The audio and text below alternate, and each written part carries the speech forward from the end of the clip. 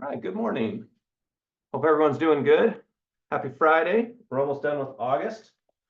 We'll give it just a few more minutes for anybody else to jump on, but if anyone has any questions they want to bring up, today we're going to talk a lot about the buyer broker, the exclusive right to sell, and the REPC, since I'm getting a lot of questions on that, and a lot of people doing it right, but questioning themselves when they do it right. So we'll go through that again, but any questions that we want to talk about before we jump into that? Jason, I was going to just give you a follow-up last time when I talked about, what do we do on both ends? Do we ask the question about compensation or do we not? And I had a decision to make, and I decided just to give the offer without, I asked other things, but I did not ask about compensation. I just put in what my buyer broker was, and the 3%, and they countered. And so, I thought it still worked well. It actually, I knew what it was before, and so they countered kind of to where that was anyway. But I don't know, I guess every instance might be a little bit different, but that's the way I did it, and it seemed to work just fine. No, that's good. Thanks for the feedback on that. I think that the only big issues we're having is when agents are trying to complicate it. And we'll kind of talk about how we can complicate it and how we can get away from the complications that we're personally creating. Because there's lots of solutions, but yeah, I think you did it great, and I'm glad there was no problem with that. We did, however, I just talked to an agent this morning who signed an accepted offer with no compensation whatsoever in it. And it was accepted, and luckily, from the seller's perspective, they said, well, I kind of knew they were going to ask it anyway. Luckily, we represented the seller, not the buyer, but that buyer's agent was under the impression they were going to get paid with no documentation. So if the seller would actually come back and said, no, I'm not signing that, that buyer would have had to pay for that commission or no commission whatsoever. So it definitely happens. I hope it never happens in our company. I hope everyone works all the way to the end and gets paid. But I can tell you that if we don't have things in writing, we will not be able to pay you.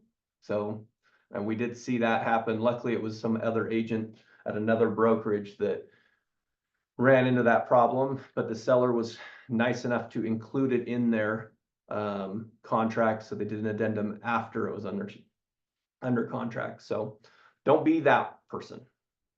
All right, any other questions? Okay, so I want to talk to you about, we're going to go through these forms again, but I'm not going to go in as much detail as before. So if you have questions or if I go too quickly over it, let me know. But let's see here. Okay, so I pulled up here the forms that we have to get paid on. And I'm going to kind of go through some of the errors that we're having or some of the questions that we're having on the exclusive right to sell. So one question we're getting a lot in the last week is, where in dotloop is our old exclusive right to sell? So we actually removed that because we're going back to the UAR form, this one right here, as an exclusive right to sell. Now, there's things in our old contract that people like. I think some of them we really got attached to, and the reason we're attached to it actually no longer is applicable to it. So the biggest one I've seen is the effective date on the contract, where it says right here it's effective when you enter into it. The main reason we had that changed before was because the days on market started when the listing was effective.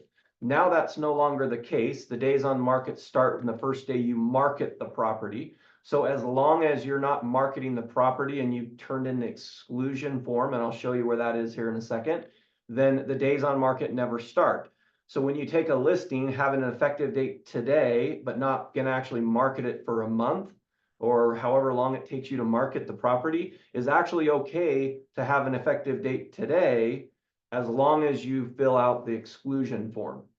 So that's one question that we get a lot, but the whole main reason we're going back to the UAR one right now is because we feel like in the next 3 to 6 months, as there's different problems that come up, different questions that come up, that the UAR is going to make some changes to this form just so that we can get a really good form within the next 3 to 6 months. So with all those changes, it doesn't make a lot of sense for us to go in, create our own form, and then change that every time the MLS changes something. So what we've decided to do is we're going to go back to this one, the UAR form, use this one for the time being. That's why it's the only one in your dot loop. Now, if you saved in dot loop the old ERS in your own personal folder, and that's where you're getting your documents from, you've got to remove that because we want to start seeing this UAR form for your exclusive right to sell. Now, in 3 to 6 months, once things have been kind of ironed out, we see what the problems are,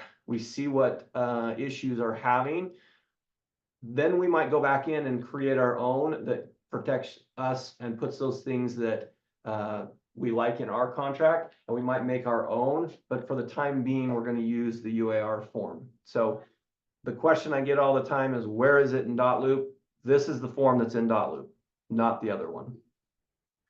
The other question we get on here is in section 2, broker compensation, there's 2 sections. Okay, this first section right here, a dollar amount and a percentage. This is the listing compensation. This is just for the listing agent. So at one point you used to put a total commission. You'd put, let's go off the 6%. I'm going to pay 6% to the listing agent. I'm going to pay 6% to the buying agent. And that number used to be that total. This is the total for the listing side. So you could still put 6 there. You can put 4, you can put 5, whatever your listing compensation is. This is not what you're sharing with the buying agent. This is what you're collecting. So agents will put, let's say you're going to do a 6% listing, they'll put 3% here and 3% down on the bottom. Now, the only thing this doesn't cover is if you are going to get paid more if it's an unrepresented buyer. So if I put 3% right here and I have an unrepresented buyer that comes to my property and I write an offer and I accept an offer, I'm only getting paid the amount that's on this top portion here. So if you're wanting to get paid more, if it's another offer, I would put the number you're going to get paid right there, or you can do an addendum to change that when you bring in that offer. But just keep in mind that that number is the amount you're getting as a listing agent. Now, on section 2.2, this is just an authorization of offer compensation from the buyer's agent. So they're authorizing you to give a certain amount. Okay. This is just an authorization. It's not obligating them to do that amount or not. They're just saying, I'll offer up to 3%, or I'll offer 2%, or I'll offer 1%. Whatever they are authorizing, that's what they're telling you you can advertise. If the contract, the REPSI comes in with a different amount there, this one doesn't matter, because all they're saying is you have authorization to do that. So let's say they authorize you to do a 1% right here. You authorize them, you say, I'm going to do 1%. And they come in with the REPSI and it's a 2% in the REPSI. If it's in the REPSI, this doesn't need to be changed. But if they send over this form right here, the real estate brokerage compensation addendum, okay, this is basically saying that the buyer's brokerage is asking the listing brokerage to compensate them. Okay, so they're saying we want the listing brokerage to compensate them. This number, whatever they put in here, cannot be bigger than section 2.2 here. So if I have a 1% there and they send over a broker compensation addendum, this one right here, and it has a higher number than I'm authorized to give, then we cannot go with that one because we only have that amount to give to them. So we would have to do an addendum to change that amount for them to get it through the broker compensation. So I'm just going to review real quick. There's two ways to get paid. One is through the contract directly from the seller. The second way is from the listing brokerage compensation paying them. So that's similar to what we've done in the past, where all the money comes into the listing brokerage, then the listing brokerage pays the buying brokerage, and everyone's covered. That's what the MLS compensation used to do. Now that's not there. So if you sign this form, we're reestablishing that connection. If they don't use this form and they use the REPC, you don't need this form. Even if your amount here on the exclusive right to sell says 3%, even if it says we're authorized to advertise 3%, we don't have to change it if it's on the REPC, because they're now not asking the brokerage to pay it, they're asking the listing agent or the seller to pay it. Hopefully that makes sense. Okay, so that's those two forms. Real estate brokerage compensation. If the brokerage themselves are paying you, you're going to do this one. If it's not the brokerage and you're going to ask in an offer, then we're going to go to the REPC, which is what this page right here. This is page 2 of the REPC. They've added this real estate broker compensation section. Seller compensation contribution to the buyer's brokerage. Seller and buyer agree that seller shall contribute that box checked percentage or the purchase price of the brokerage, another box checked. Okay, the buyer's brokerage, if applicable, is going to be this amount. This is the biggest key that I want everyone to make sure they know, and I highlighted it too early, so it's frozen there. But if no box is checked, then the seller has not agreed to compensation for the buyer's broker in the REPC, which means, let's say that you put a number in here, you put a 3%, okay, you put a 3% right here in this section, but you did not check the box. Even though there's a number there without a checkbox, because it specifically says if no box is checked, then the seller is not agreeing to it. So if you're putting it in your REPC and you don't check that box and they accept it, you got to hope that they come back and let you fix that. Otherwise, you are not getting that compensation paid. Even if there's a number in there, it specifically says it needs to be checked. So don't mess. You know, I've seen it on .loop where sometimes you put a check mark and then you think you check it, like you create the box, you think you check it, but it doesn't check. Then you write the number and then you send it and we don't look and see. That's going to come back and haunt you if you don't get that checked. Okay, so that's how we're getting paid through the listing agent. Any questions on that?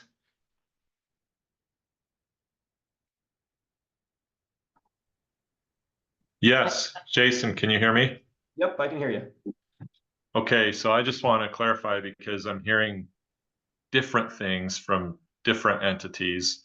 If someone puts commission in section E, that the seller pays the buyer's brokerage directly, and then we have in our agency agreement that they're willing to pay up to a certain amount, is it doubling up? Is it adding to the amount that they've put in section 2.2 or not?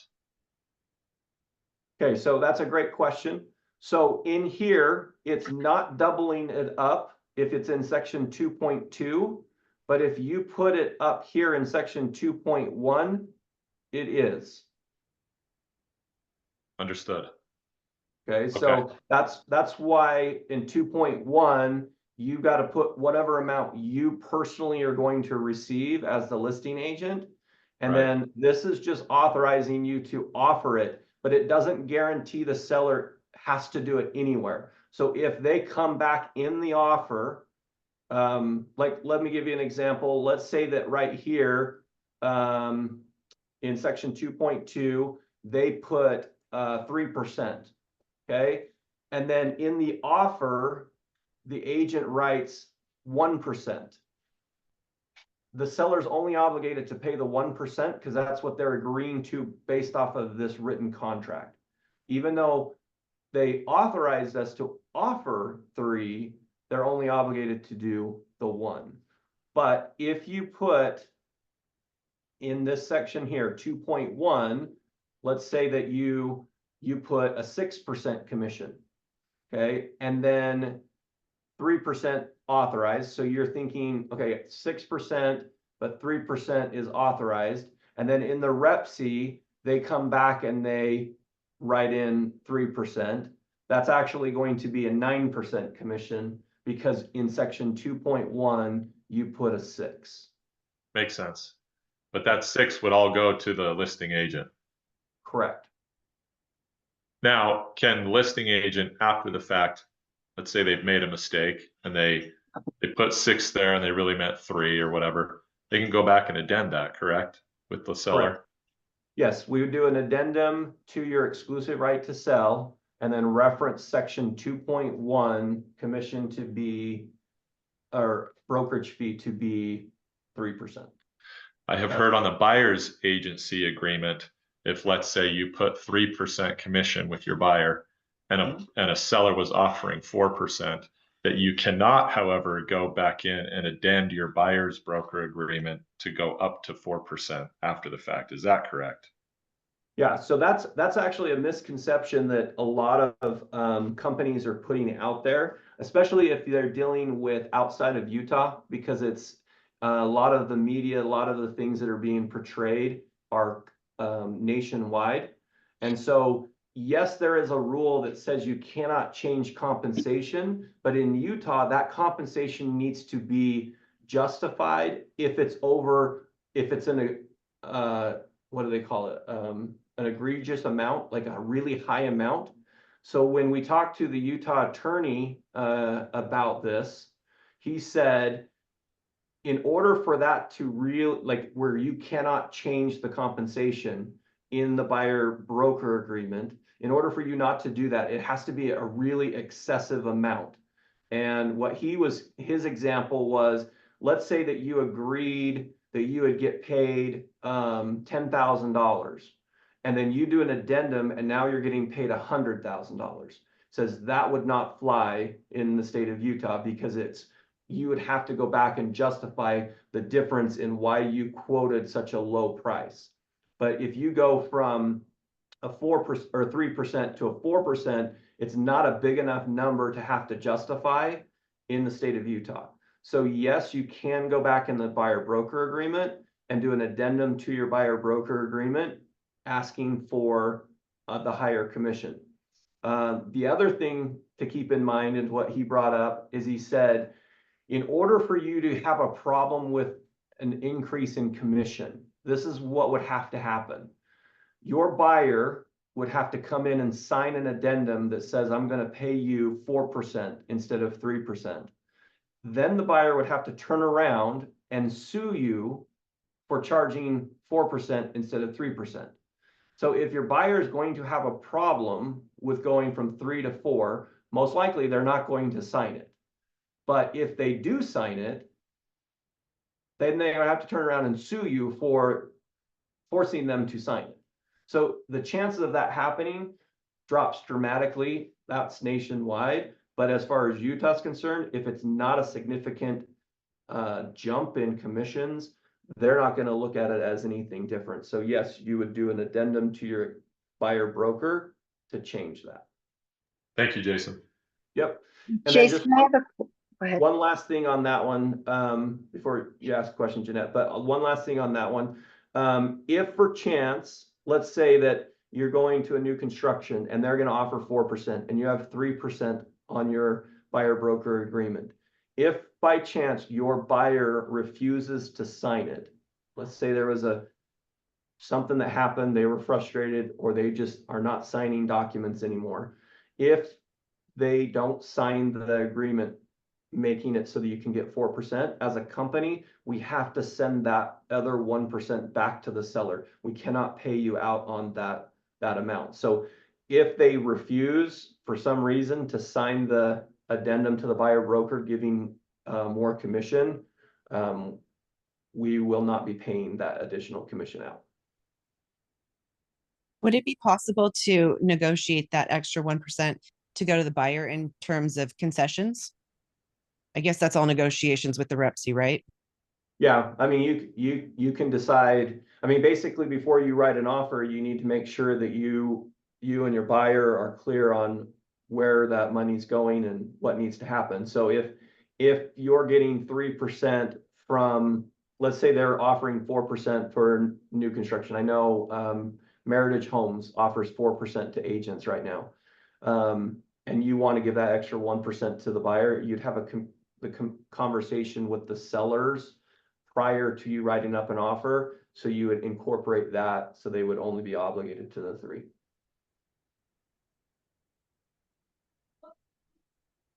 Okay, Jeanette, did you have a question?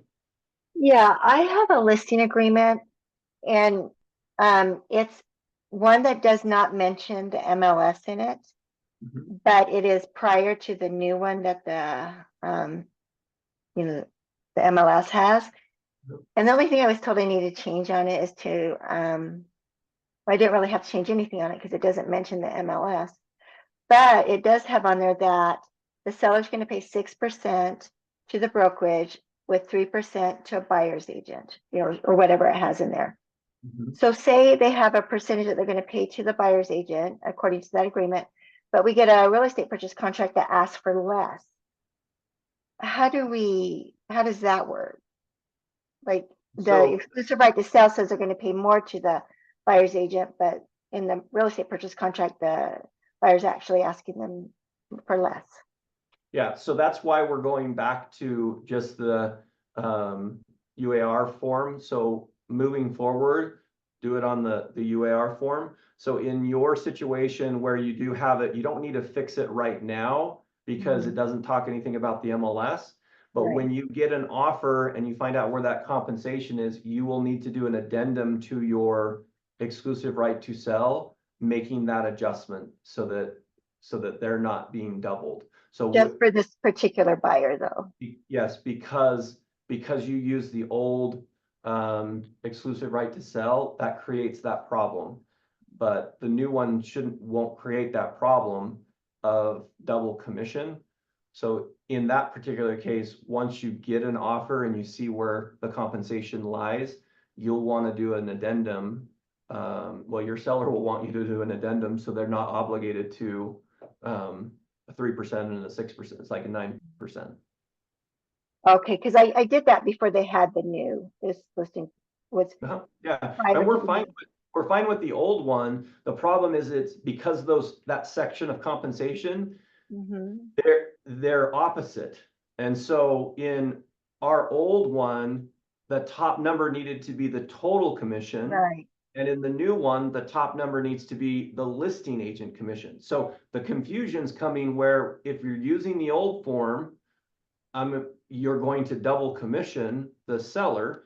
If you're using the new form, you're not. So anyone who's used to the old form is coming back with this new form and they're confused. And that's why we're looking at 2 different things. So that's why we don't have both of them in the dot loop anymore, is because I don't want you guys using the old one right now while we're fixing some of the other issues and we're seeing what new stuff comes out with the UAR. I don't want you to use it, but it also was available until last week. So a lot of agents are still using the old one.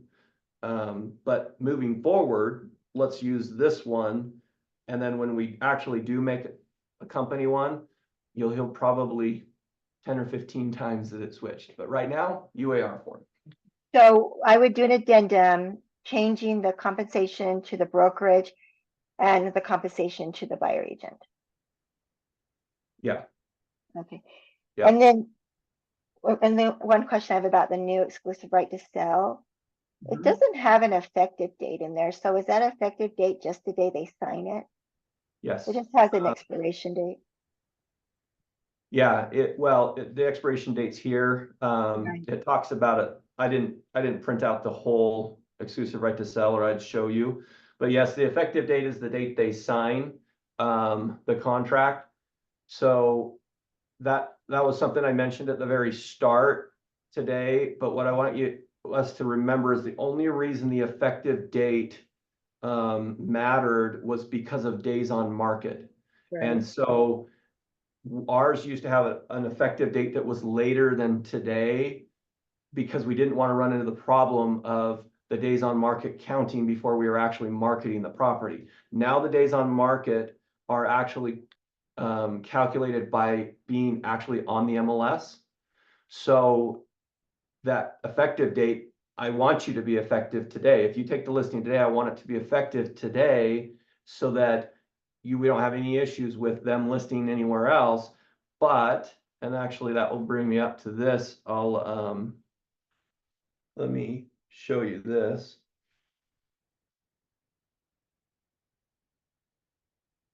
Okay, so in, oh wait, I gotta share it. Can't just talk about it. Let's see, share. Okay, so I'm gonna show you my MLS right here. So if you go into your MLS, once you have a listing taken, if you come up here to the forms, an MLS form, you'll click here. Up in the left corner, it's going to say MLS listing exclusion. So I'm going to click on that.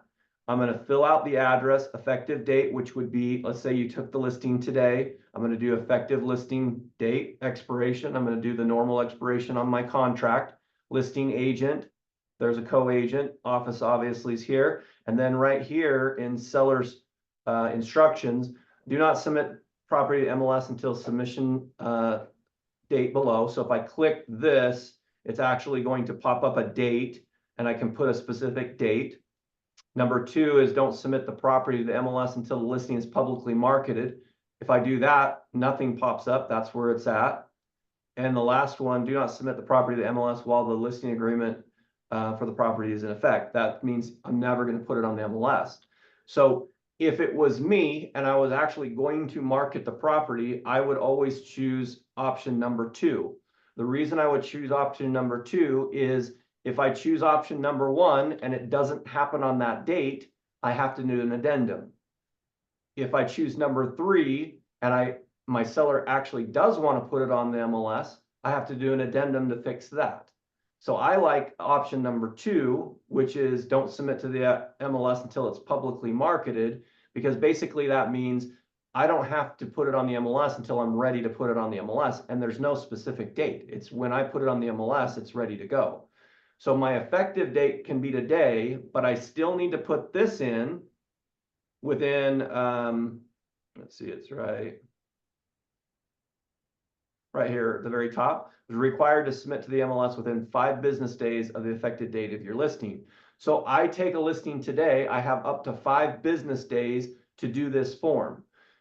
This doesn't need to be signed by your seller, but we need written notice from the seller. So an email, a text message, something that says, I don't want it to be on the MLS. Then you go in and you submit this to the MLS. And if you're not going to list your property for 30 days, that's fine. And then once you're ready to market your property, then day 1 on market happens on your MLS. Okay, so that's how we handle that. So one thing with this that's different than before. So let's say that you get a client that says, well, I want my days on market to be at 0.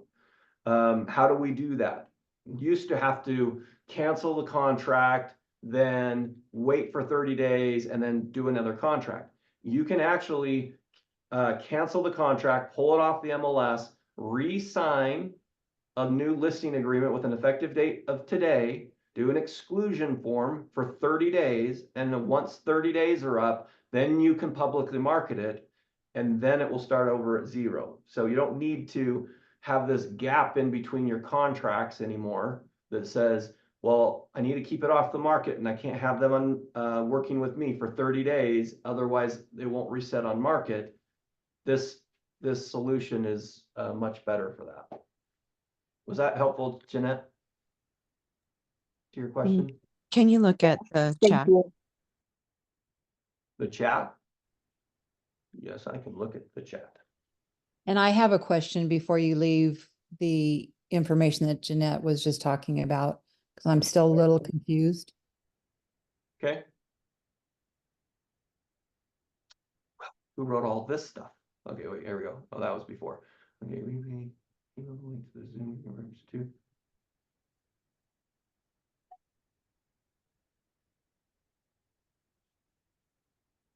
Okay, so yeah, Marissa just said that the effective date is the date the last person signs it. So agent or seller, it's the date the last person signs it. If your seller signs, but you as the agent do not sign till days later, the effective date is you. Okay, yeah, so I mean, you don't have a fully executed contract for that. Marissa, you want to say something? You got your hand raised? She said that was all. Oh, that's all she wanted? Okay, go ahead, Lisa, what was your question? So I have the old listing agreement in place for a seller I'm representing. It shows 5%. So That's- 2.5. At the top? Okay. Yeah. And then the offer came in 2 days ago with 2.5. So technically they would owe 7.5. Unless you I did- do an addendum to that exclusive right to sell. Yes, because you did our old form, and the Yeah. old form was a total commission paid, but we're not gonna be required to pay the other amount out. So yes, you would need to do an addendum to lower the listing compensation down. Otherwise, it would be a 7.5%. Thank you. Yep. Hey, Jason, sorry, adding to her question. If they had contacted her before they submitted an offer and said, hey, what is your seller willing to offer? And she said 2.5%. And then her listing agreement says that, and then they send a REPSI in with another 2.5% from the seller to the buyer's brokerage. So total of 5% commission to the buyer's brokerage. Can she go back in after the fact and change her listing agreement? Or does she have to send the buyer's brokerage a new compensation form saying 0% from brokerage to brokerage and get them to sign it? Okay, so there's two parts to what you're asking. And so let me see if I'm understanding it correctly. You're saying basically in her listing agreement, she's got 5.5. She got 2.5. 5, 2.5 and 5. 2.5. And then 2.5 on the buying side in the listing agreement. So now that's already obligated. On the first one is 5. Then on the offer, in the offer, the buyer's agent in the REPSI, the buyer's agent is asking for 2.5%. Is that what you're asking? Yes, I think that's her scenario right now, if I'm correct, Lisa. Yes, you are correct. That's my Okay. question. Yeah, so in that particular case, so there is no obligation for you as the listing agent to pay the buyer's agent that other 2.5%. There's nothing that links their brokerage to you.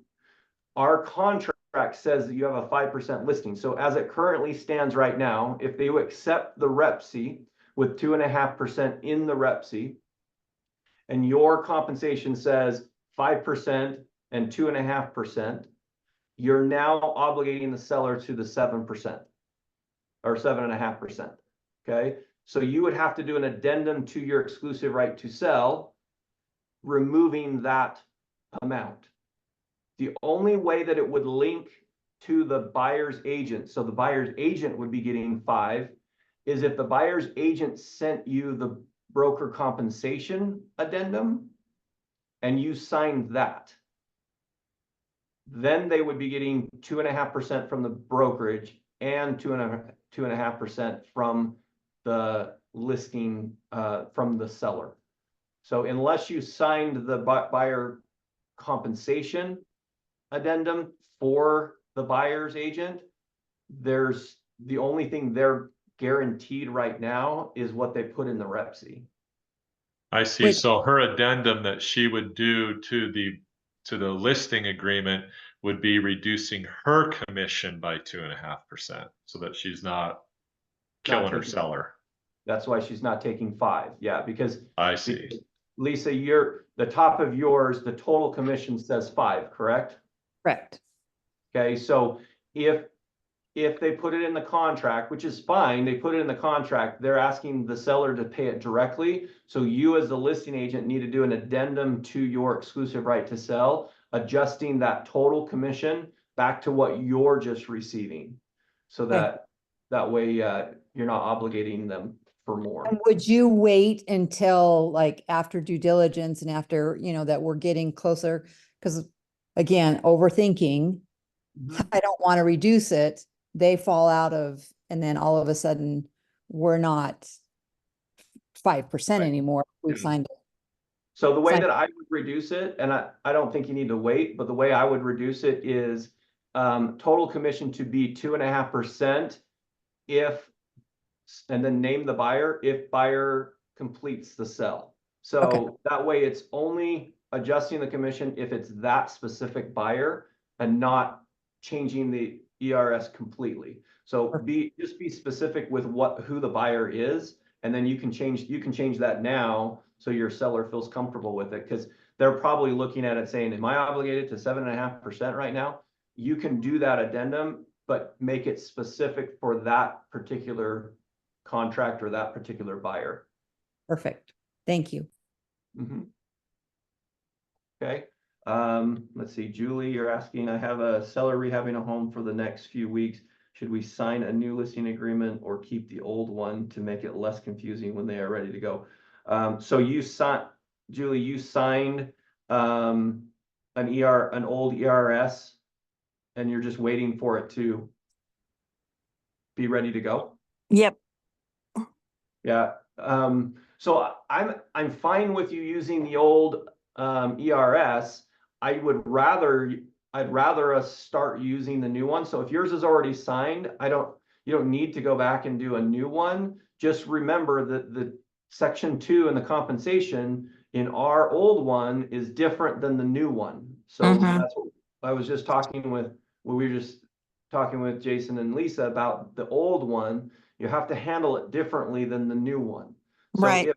if you're ready to go and you already have everything signed, you're just ready for them to put it on the market, don't change anything. If you want to do a new addendum or a new exclusive right to sell, then just use the new form. Okay. Okay? Yep. Okay, any other questions? Hopefully that was helpful for you guys today. I'm sure we'll have lots of questions. You can reach out anytime, even to look at your offers before you submit them in. Super easy to just look at them and say, hey, this is what you're trying to do. And if it is, then great, send it in. If it's not, then you can change it before you send it in. Kind of like the agent that I was mentioning at the start that put a REPC in, no compensation whatsoever. They actually even put due diligence deadline as August 3rd instead of September 3rd, and they accepted it. So the seller was willing to give the agent commission, but not willing to change the due diligence deadline. So don't do that. You guys are awesome. Thank you so much for these calls. They're so helpful. Thank you. Yeah. Hey, Jason, can I ask a quick question of Uh-huh. who to reach out to? So when I wrote an offer a couple of times and I put in section, I can't remember, it's like 8.3, where you're not offering any more earnest Earnest money, and you put 0 there and 0 in the other one. When it comes through, both times when I downloaded it, then uploaded into Dotloop, when I was reviewing the offer, those zeros were not there. And I thought, oh, maybe it was something I did, I changed it, but in the next one, it was the same exact thing. And so, like Hmm. you were talking about the check marks today, how important it is.